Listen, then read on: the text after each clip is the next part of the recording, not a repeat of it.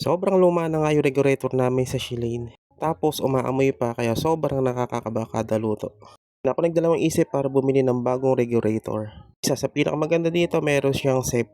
Huwag mo na yung pindutin pag inopin mo yung tank. Ito pa, malalaman mo na rin kung gaano pa karami o meron pa laman yung tangke. Sarado ganyan yung itsura niya. Pag inopin mo, gagalaw yung compass na yan. So yan, tingnan niyo naman, napakahaba ng kanyang hose. At matibay din tong kanyang hose. Malambot siya pero matibay. For example, maputol to, kagatin ng daga, maski nakabukas yung tangke, hindi ito sisindi o hindi siya tatagas.